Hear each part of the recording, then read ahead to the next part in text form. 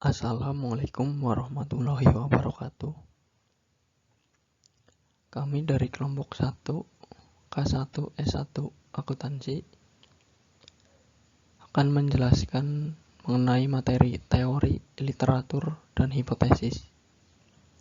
Sebelumnya perkenalkan anggota kelompok kami, yaitu Anissa Nur Afifah dengan NPM 025, Taufik Hairudin NPM 046, Septia Ragil NPM 047, Arung Abinaya NPM 089, dan Aristiananda NPM 147.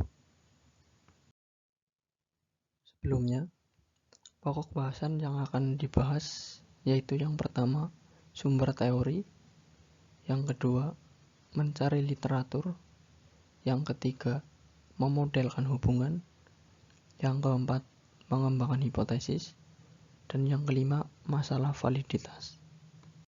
1. Sumber teori. Teori adalah jaringan hipotesis atau gagasan yang mencakup semua yang mendukung satu atau lebih hipotesis. Sumber sebagian besar teori dalam penelitian akuntansi tidak berasal dari literatur akuntansi, tetapi dari literatur ekonomi, keuangan, perilaku, dan sosiologi. Smith dan Tefler tahun 2000 menggunakan teori sinyal untuk menguji sifat pengungkapan perusahaan dengan harapan bahwa perusahaan akan berperilaku dengan cara yang memberi sinyal ke pasar bahwa mereka berprestasi tinggi dan mengadopsi praktik terbaik industri. Perbedaan mendasar yang mendasari teori akuntansi adalah antara teori normatif atau tentang apa yang seharusnya dan teori positif atau tentang apa yang ada atau akan terjadi. Banyak karya perintis dalam akuntansi keuangan, misal Littleton tahun 1933, Paton and Littleton tahun 1940, merupakan perwujudan dari praktik saat ini untuk menetapkan apa yang seharusnya menjadi praktik akuntansi yang optimal, khususnya untuk tujuan penentuan pendapatan. Penelitian tersebut menawarkan sedikit kesempatan untuk pengujian empiris atau untuk pengembangan teori positif, misalnya mengenai bagaimana manajer dan investor akan benar-benar bereaksi terhadap penyediaan informasi akuntansi baru dalam pengambilan keputusan mereka. Ini adalah gambar 3.1, di mana gambar ini menjelaskan mengenai pencarian validitas konstruk, di mana pertama dimulai dengan teori, yang kedua masuk ke abstrak konsep, di mana nanti akan dibagi menjadi variabel dan konstruksi yang valid, dan variabel akan dibagi menjadi yang dapat diamati dan variabel proksi, sedangkan untuk konstruksi yang valid dibagi menjadi pengukuran. Sumber teori yang pertama adalah ekonomi. Peneliti awal misalnya Canning tahun 1929, Edward tahun 1938 menggunakan analisis ekonomi secara deduktif untuk mengembangkan pendekatan alternatif untuk penentuan pendapatan berteori yang kemudian dikombinasikan dengan temuan normatif oleh Bedford tahun 1965 untuk memberikan kerangka konseptual dalam pendapatan penentuan. Teori neoklasik perusahaan telah membentuk kerangka kerja ekonomi dengan asumsi mendasar: 1. Pengambilan keputusan oleh individu yang rasional, yang kedua memaksimalkan keuntungan, yang ketiga bekerja di bawah kondisi kepastian, dan yang keempat dengan informasi yang tersedia dengan bebas. Ada 3 penelitian, yaitu 1. Friedman tahun 1953, yang kedua Dembski dan Feltham tahun 1976, dan Simon tahun 1959. Untuk Friedman tahun 1953 menetapkan perspektif ekonomi tentang tujuan teori yang memungkinkan untuk membuat prediksi yang dapat diverifikasi. Untuk Dembski dan Feltham tahun 1976 tentang mengeksplorasi teori ekonomi informasi, sedangkan untuk Simon tahun 1959 tentang pengembangan konsep rasionalitas terbatas yang memungkinkan munculnya perilaku memuaskan daripada memaksimalkan. 2. Keuangan. Kemajuan dalam teori keuangan memiliki implikasi terutama untuk penelitian dalam manajemen keuangan, kebijakan perusahaan, dan perilaku investor. Ada 5 penelitian. Yang pertama adalah Markowitz tahun 1952, yaitu bekerja pada risiko portofolio mengarah ke SARPA tahun 1964 dan model penetapan harga aset modal. Ini membentuk dasar untuk perintis karya Ball dan Brown tahun 1968, menghubungkan reaksi pasar modal dengan penyediaan informasi akuntansi. Yang kedua, Modigliani dan Miller tahun 1958 mengembangkan teori tentang resiko terkait struktur modal. Yang ketiga, Pharma tahun 1970 mengembangkan gagasan efisiensi pasar yang terkait pengolahan informasi harga saham.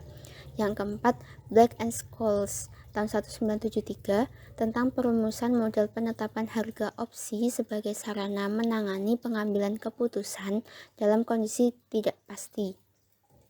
Dan yang terakhir, Jensen dan McClellan tahun 1976 pertama kali menguraikan argumen biaya agensi terkait trade-off utang ekuitas yang memulai aliran penelitian terkait pilihan kebijakan akuntansi dan untuk akuntansi manajemen pada Bayman tahun 1982.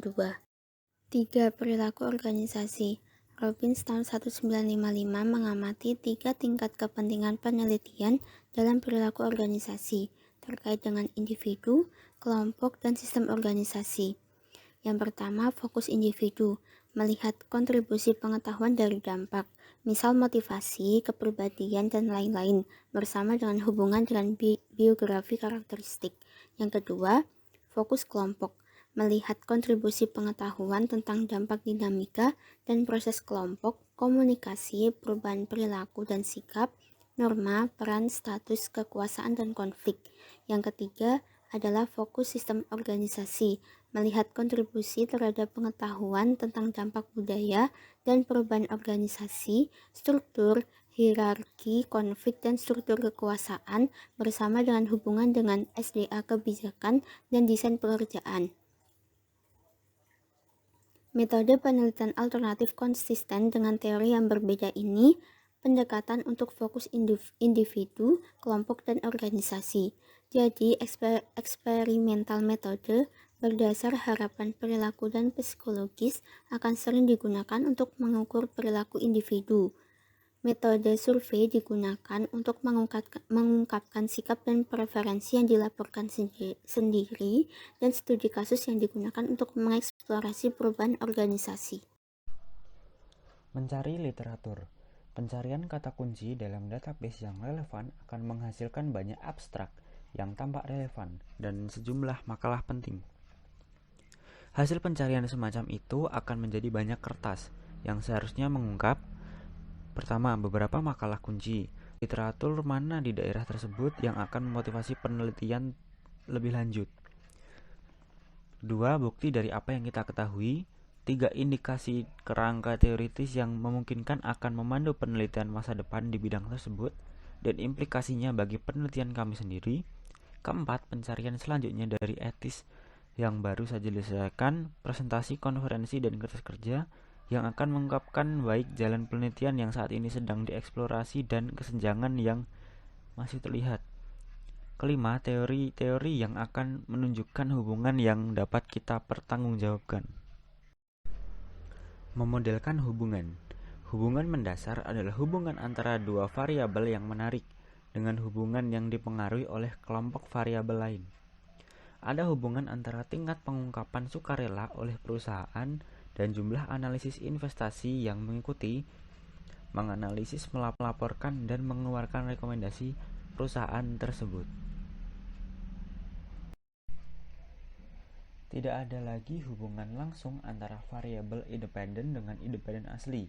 Sebaliknya, variabel intervening secara efektif merupakan variabel independen dalam satu hubungan kiri dari independen. Bisa dilihat pada gambar 3.3, yaitu variabel intervensi dan kausalitas. Lalu, pada gambar 3.5 ada hubungan sebab akibat yang dimoderasi. Sebagai alternatif, variabel-variabel berpengaruh mungkin memiliki efek moderasi, di mana hubungan antara variabel-variabel independen dan independen bergantung pada nilai-nilai yang diasumsi oleh variabel-variabel lain, seperti gambar yang telah saya sebutkan barusan, yaitu pada gambar 3.5. Model sederhana ini mungkin lebih rumit dengan menghasilkan beberapa variabel penjelas yang efek simultannya perlu diperiksa. Misalnya penjelasan tentang kegagalan bisnis Traveler 1983 seperti yang diilustrasikan pada gambar biasanya akan dikaitkan dengan ketergantungan pada setidaknya 4 variabel keuangan dengan efek yang dimodernisasi oleh karakteristik khusus perusahaan lainnya. Yang pertama ada profitabilitas, yang kedua ada risiko keuangan, yang ketiga ada likuiditas, dan yang keempat ada modal kerja. Yang berikutnya, variabel-variabel yang berpengaruh mungkin berlebihan terhadap hubungan kepentingan karena variabel-variabel tersebut berdampak pada masing-masing secara terpisah dengan memberikan pengaruh utama. Mereka kemudian disebut asing dan ditujukan pada gambar berikut. Mandiri variabel kemudian bergantung kepada variabel dan dihasilkan oleh asing variabel. Yang selanjutnya adalah mengembangkan hipotesis. Hipotesis harus dapat diuji, kemudian harus dapat diukur dalam beberapa cara bahkan jika mereka tidak dapat diamati secara langsung. Untuk tujuan ini, skala pengukuran rasio dan interval lebih disukai karena memungkinkan lebih banyak alternatif analitik tetapi ordinal, yaitu melibatkan peringkat, dan normal khususnya dikotomi atau ya atau tidak. Skala umum dalam literatur akuntansi dan ada metode untuk analisisnya. Pada hipotesis formal dalam bentuk harapan yang dapat diuji, hipotesis biasanya akan dinyatakan dalam bentuk nol atau alternatif. Hipotesis nol atau H0 mendalikan adanya hubungan antara variabel yang menarik. Hipotesis alternatif H1 mendalikan adanya hubungan terarah atau seringkali kausal, dan bukti yang kami kumpulkan harus menunjukkan bahwa temuan tidak konsisten dengan tidak ada hubungan yang signifikan atau posisi nol. Yang selanjutnya yaitu dalam melakukan pengujian hipotesis itu kita dihadapkan pada dua hal kemungkinan. Yang pertama yaitu kesalahan untuk tipe 1 mengenai penolakan hipotesis 0 yang benar. Yang kedua yaitu mengenai kesalahan tipe 2 tentang penerimaan hipotesis 0 yang salah. Nah, secara umum itu lebih penting untuk mengurangi kemungkinan kesalahan tipe 1 karena hal itu dianggap lebih serius atau lebih fatal, sehingga dalam pengujian hipotesis ini lebih menekankan pada kesalahan tipe 1 daripada kesalahan tipe 2. Nah, jika hipotesisnya tidak terdukung, nah kita harus mempertimbangkan kemungkinan penjelasan yang bersaingan untuk temuan. Kita juga harus skeptis terhadap temuan kita sendiri dengan mempertanyakan di mana ketidakkonsistenan yang mungkin muncul dan bersiap untuk mengumpulkan lebih banyak data atau replikasi penelitian itu.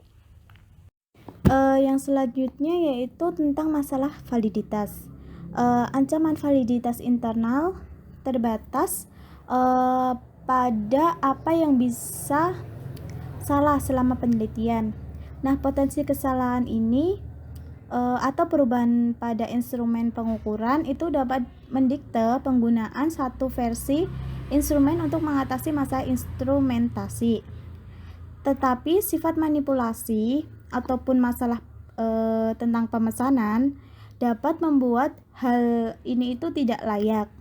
Demikian pula masalah seleksi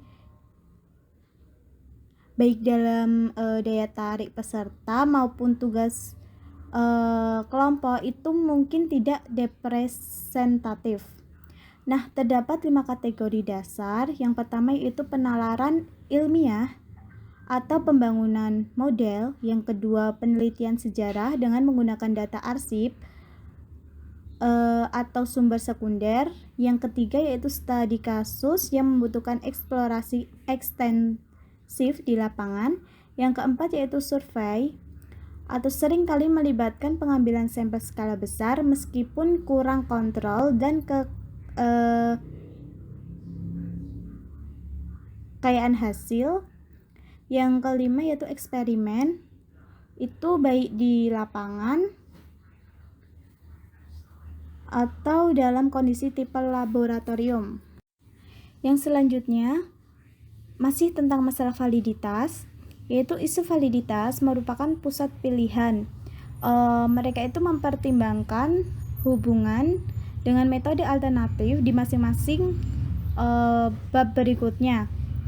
Beberapa bentuk trade-off biasanya itu diantisipasi antara kontrol dan struktur di satu sisi dan aplikasi di dunia nyata itu di sisi lain. Sedangkan dampak variabel tertentu yaitu validitas internal akan jauh lebih jelas dalam kondisi yang sangat terstruktur dan dikontrol dengan ketat. Kondisi laboratorium yang dibuat-buat akan mengurangi kesempatan untuk generalisasi dan validitas eksternal. Nah, kondisi eksperimental itu menghaluskan penggunaan situasi yang kurang kompleks daripada yang ditemui di dunia nyata.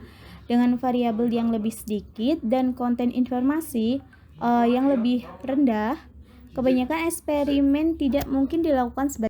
Baik teman-teman, itu tadi materi yang dapat kelompok kami sampaikan. Semoga bermanfaat bagi teman-teman. Mohon maaf jika ada salah kata maupun penjelasan kami yang kurang jelas, tolong dimaafkan. Akhir kata, wassalamualaikum warahmatullahi wabarakatuh.